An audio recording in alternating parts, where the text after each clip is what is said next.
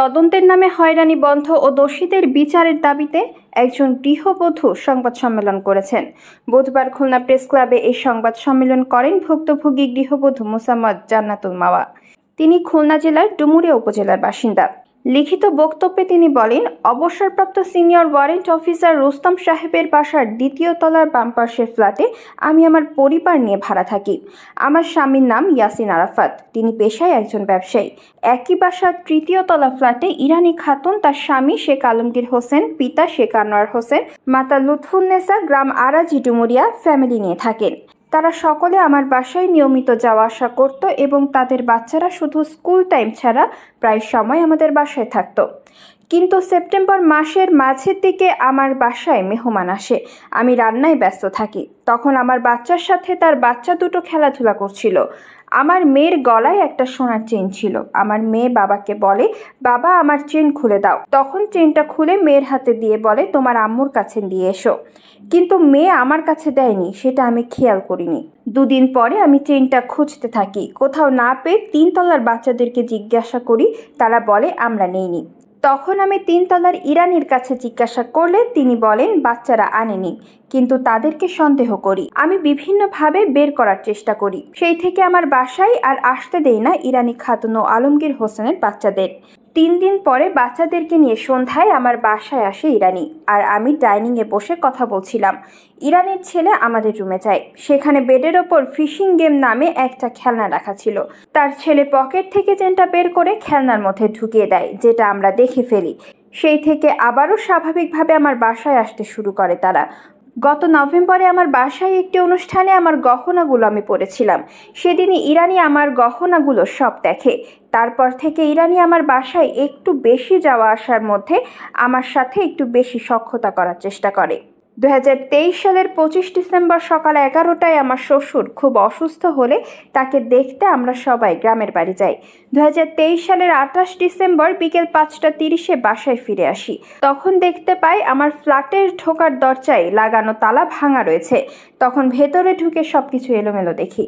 আমার ওয়ার্ড্রয়ারে থাকা 1 জোড়া স্বর্ণের চুড়ি, 1 জোড়া স্বর্ণের রুলি, 1 জোড়া স্বর্ণের কানের দুল, 2টি স্বর্ণের চেইন লকেট সহ 8টি স্বর্ণের নাকফুল, 3টি স্বর্ণের আংটি এবং বিভিন্ন ধরনের রৌপ্য অলংকার সহ নগদ 80,000 টাকা, সর্বমোট 6,51,250 টাকা চুরি হয়ে যায়।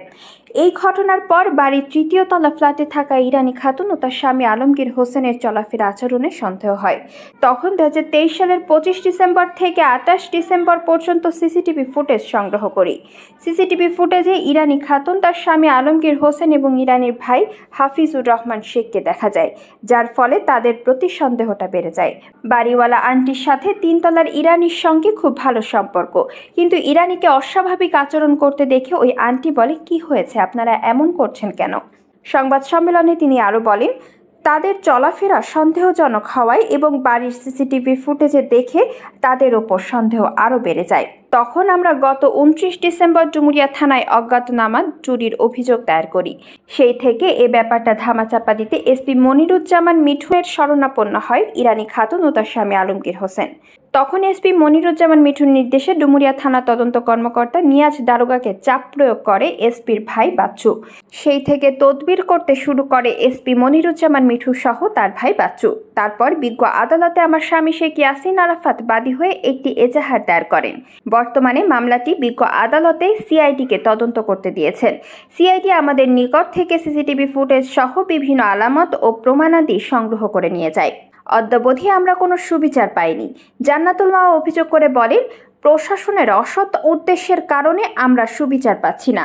আজ এই সংবাদ সম্মেলনের মাধ্যমে আপনাদের মাধ্যমে সুবিচারের দাবি জানাচ্ছি। আমি এবং আমার পরিবার প্রশাসনের হয়রানির বন্ধের দাবি জানাচ্ছি। মামলার বিষয়টি দ্রুত তদন্তের দাবি জানাচ্ছি। জান্নাতুল মাওয়া প্রকৃত দোষীদের আইনের আওতায় এনে শাস্তির দাবি জানিয়েছেন। আমার বাসা থেকে গত 28 ডিসেম্বর আমরা জানতে পারি যে আমাদের বাসা থেকে আমার বাসার তালা ভেঙে, আমার ওয়ার্ড্রোবের লকার ভেঙে আমার যত স্বর্ণালঙ্কার ছিল সেখানে প্রায় 6,51,250 টাকা হিসাবে আসে। এত টাকা স্বর্ণ অলঙ্কার নগদ টাকা চুরি হয়ে যায়। তো এ ব্যাপারে আমরা সিসিটিভি ফুটেজ চেক করার পরে আপনার হচ্ছে থানায় অভিযোগ করি, সেখানে নিয়াজ দারোগার কাছে অভিযোগটা যায়। তো সে নির্বাচনের কারণে বাধা হয়ে থাকে, যে বলে যে নির্বাচনের পরে আমরা ব্যাপারটা দেখব। তারপর যখন ব্যাপারটা দেখার জন্য কথা বলে, তখন এসপি মিঠুর ভাই বাচ্চু সে এ ব্যাপারে বলে যে উনি সুপারিশ করতে আসছে। তারপরে নিয়াজকে আমরা বারবার ডেকেও আর পাই নাই। হ্যাঁ, এ ব্যাপারে বারবার ডেকেও আর পাইনি। নিয়াজ উল্টা বাহিরের 2টা ছেলেকে ধরে নিয়ে আমাদের এই ব্যাপারের জন্য কোর্টে উঠায় সেখানে, এবং তাদের রিমান্ডও চায়। তখন কোর্ট তাকে থ্রেট করে যে বাদীপক্ষের কাছে জানতে চায় যে আপনি এদের চিনেন কিনা। তখন বাদীপক্ষ বলে না, আমি এদেরকে চিনিও না, আর যাদের নামে মামলা আছে তারা এরা না। তখন হচ্ছে কোর্ট থ্রেট করে যে আপনি এদেরকে কেন ধরেছেন আর কোন সাহসে আপনি রিমান্ড চাচ্ছেন। এই ব্যাপারটা তারপরে সিআইডিতে চলে যায়, আর সিআইডিতে এখন পর্যন্ত আছে। আমি এখনও কোনো তদন্ত পাইনি বা কোনো কিছুই পাইনি এখান থেকে। তার একমাত্র কারণ হচ্ছে এসপি মনিরুজ্জামান মিঠু, তার ভাই বাচ্চু, তারা থেকে এই ব্যাপারটা বাধা দেওয়ার চেষ্টা করেছে সবসময়। এবং নিয়াজ দারোগা স্বীকার করেছে যে ওরা এটাই করেছে, মানে আলমগীররাই চুরি করেছে, এখানে কোনো সন্দেহ নাই। এটা রেকর্ড, কল রেকর্ড এবং হচ্ছে ভিডিও রেকর্ড সব কিছু আমার কাছে আছে।